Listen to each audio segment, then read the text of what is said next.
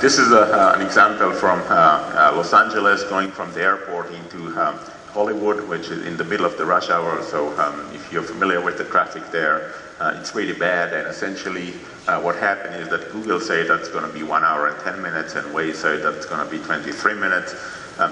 Part of it is the number of alternative roads. Part of it is the fact that street level is wide and you can actually drive there.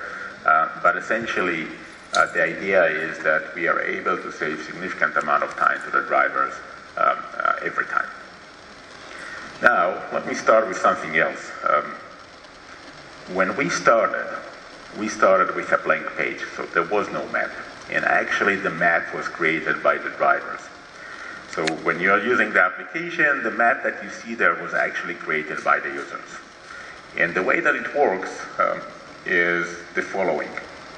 When the first driver used the application, we actually collected the GPS from the device itself. So when you drive with the application, we collect the location every second, and we kind of create a trace of where you've been. And when we're starting to collect a lot of those, we're starting to get something that looks like a map. And if I will tell you that that thing is a traffic circle, it looks like a traffic circle. And if you're familiar with Tel Aviv area, then this is Kikar Hamdina. And you can see the differences even between main road and street level. You can see, and this is what the system does automatically. We generate out of that a road map or a road grid that is not a complete map, but it definitely reflects how people are using the roadways. And the next thing that we are doing, we actually enable the community to provide us with street names and with points of interest and with a map editing tool that they can actually correct the map. So the whole map, and by the way, today we have nearly 100,000 map editors, so people that are actually going and editing the maps and creating additional value into this, to an extent like the Wikipedia of the drivers. And essentially, when we're looking at that, we started from a blank page. The system and the community and the network actually created the entire map. And then the more users that are coming, the map is becoming better and better and better. At this phase, obviously, if we will see someone that is driving slow, we can actually figure out that there is a traffic jam. Because we look at this data in real time, we can even tell the difference between someone that is stuck in traffic jam versus someone that is pulling into a gas station or something like that. The pattern of the GPS is different. And when we see a lot of those, then we can figure out exactly what's going on the roadways. We actually in Israel knows everything that is going on the roadways. Even during the rush hours, 1 out of 5 drivers are using Waze, which means if there is traffic jams of 10 vehicles, probably 2 of them are using Waze, and we already know that. If there is any accident, then we know the exact location of that faster and sooner than anyone else. And we know everything that is going on the roadways, and able to help people to avoid traffic jams or find the fastest route pretty much every time. One thing that I would like to show you here is actually so 2 things. One is the video is how map is being created, and it's actually very interesting. It's showing different places in Eastern Europe that the map was created. It will zoom in. You can see the date at the bottom of the page. We launched this service globally in November 2009, and so it took us about 6 months or so for places like Bratislava or Prague or different places for the map to become good enough that people starting using that continuously. So this is the center area of Bratislava, and you can see that the map is being created slowly, piece after piece, road after road, and as soon as more people are driving, then the map is kind of automatically improving itself until it gets to the level that it's good enough, and from this point on, it's becoming more and more significant. What you can see on the side, the road compactor, is actually what happens when you drive someplace that no one drove before. So if no one drove before, we don't have this road on the map, and then your avatar changes into a road compactor, and you actually pave the road behind you as you drive. Anyone at the audience actually had the experience of paving new roads? So there is one here, and obviously great. So you know, it's kind of fulfilling a childhood dream that you can actually have an opportunity to pave a road, right? And I remember at the early days that you know, when very few roads were on the map, and you know, I was driving, and all of a sudden I'm looking at the map and I can see a street that is not on the map, and obviously I'm going right into the street in order to pave that road. And because I know how the system works, then I would be going back and forth, and in order for the system to learn that, I would do that 3 times, and then I would start going into one, you know, each and every intersection at a time, in order to make sure that the system learns all the turn restrictions. At the beginning it was like that, but after a little while, more and more people actually, you know, joined in order to create more and more data, and it actually was created mainly by the users. And in most places, we simply start with a blank page. In Israel, we started with a blank page. In most places, we started with a blank page. One of the things that we enable the users is actually with a map editing tool. We create a tool for, I would call that maybe enthusiastic amateurs. So not GIS, not map makers, not professional, amateurs that wants to contribute what they know into the map. And this is, by the way, an example in Kuala Lumpur, and there are like 2 million users in Kuala Lumpur, or in Malaysia in general. And when you consider the fact that there are no business relationship or any relationship between Israel and Malaysia, it's pretty surprising. And so essentially it's a map editing tool. You can change the road attributes, you can add points of interest, you can do pretty much anything. Full control of the map by the community. And one of the things that it's raised the interest is, okay, so, you know, if we are not controlling the map, then how do you empower the community on one hand, but also what if if you give them full control? And a very interesting part of it is crowdsourcing issues. So, you know, what prevents me of going into the map editing tool and change road number 1 into Uri Levine Boulevard? So number 1, I can't. I don't have enough credibility and enough level to do that. And if I would be able, then obviously everyone knows that it's not the case, and they will override that in no time.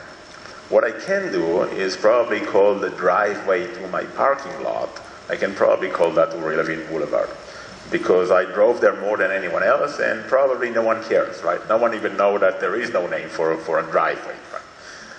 Right? In general, if no one went there, it's not even on the map. So if there is you know, a small place that no one went there with Waze, it's not on the map. And the power of the crowdsourcing is that where people care and where people are available and they do care, it's becoming significantly better than anything else. And if they don't care, it's not even there. And this is the crowdsourcing. Some you know, trusting the community is very important for us. Essentially, we empower them, we give them the tool, but we do not validate what they do. So even if you would report that there is an accident, we don't know if the accident is actually there. You drive with the application, report that there is an accident, we don't know if the accident is actually there. What we do know is that the next driver is going to get a warning that be careful, I had an accident ahead of you, and if it's not there, they would say it's not there. And so we empower the community to do all that. Just an example of you know, traffic information and traffic flow in multiple metropolitan areas in a few places, and what we can see is I think LA on the left, and Kuala Lumpur, Sao Paulo, and Paris. During the night, pretty much nothing going on in there. But you know, as soon as rush hour was starting to take off, and then the rest of the day, red are traffic jams, blue are police reports, and so forth. And essentially, we have better traffic information in most of the major metropolitan places in the world. Now, this leads us to a lot of thoughts of what can be done with that, and it's a lot of things that can be done with that. Just think of, for example, what if I can go into the mayor of Jerusalem and tell him what's the wait time to make a left turn in each and every traffic light in the city, every day of the week, every hour of the day, even in real time. And all they have to do is recalibrate the traffic control system. And we're starting to do that in multiple places,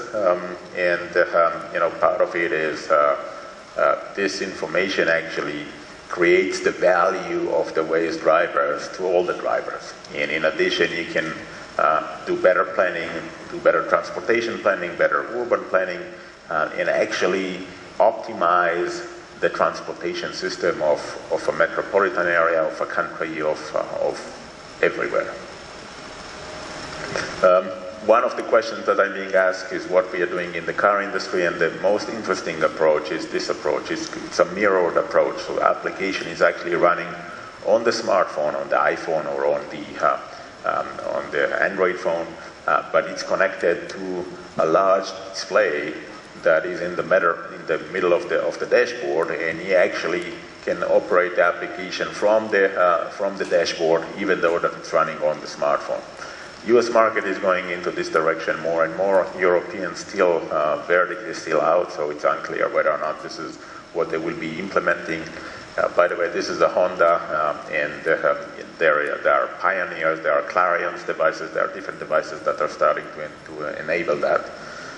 In our perspective, when we are doing something like that, then we have more usage. So people are using the application more frequent, even though that today average time or average usage is about 17 times a month. With that, you probably would be using that every drive. And so for us, it's more usage, which we care about. So let me summarize maybe the Waze story in the following fashion. 12 years ago, there was no Wikipedia. Today, there is no Britannica. Now, in the world of map making, there are only 4 players. There is Nokia through an acquisition of Navteq, there is TomTom through an acquisition of TeleAtlas, there is Google, and there is Waze. And the last two kind of don't care how much it costs to maintain the map data as it is. In the Google case, because they have so much money that they actually don't care. And in our case, that we empower the community, we have a very efficient method of keeping the map fresh. And if you would ask me, that means that in 12 years, the Navteq and Nokia, or Navteq and TeleAtlas would not be there. I would say that we already started 6 years ago. So they have probably less of a journey, and 15% of the drive time that we can reduce for the Waze users, I think that puts us in a position that we actually generate a lot of value to the drivers. So just before I came on stage, I had the technician put the earpiece on me, and he told me, thank you, thank you, thank you. And there is nothing more rewarding than building something that people actually do. What exactly is the police work? And then they said, okay, our role is to make sure that people are driving slower and safer in places that we think is important. And we said, this is exactly what we do, right? Because when people report that there is a speed trap, then other people are driving slower and safer. Police were driving and saying, police, police, police, police, police, and the next driver would say, not there, not there, not there, not there. And then they realized that this one is not going to work either. And then the next thing that they realized that they're actually setting up their traps and invoking Waze and finding and waiting to be detected, and then they move to the next place, and this happens pretty frequent. In terms of using the data, in some cases, yes. So, for example, we empower them, or we enable them to provide us information about roadblocks. So when President Obama was visiting here and there were some roads that were closed, we were able to close them on the Waze application, so no one is actually, or the Waze application is not going to route people through there. They're also looking into traffic jams and into accidents in order to get the exact information. Because if you're driving someplace and you see an accident, you would call the police and you will tell them that there is an accident, but you are not necessarily able to provide the exact location. And the Waze is actually providing the exact location of where the issue is. what we're doing in terms of traffic is analyzing not only the real time but also the historical traffic patterns. And so the differences could be small, but they might become more significant later. In general, and I agree that it makes sense to use the alternative routes feature in that case.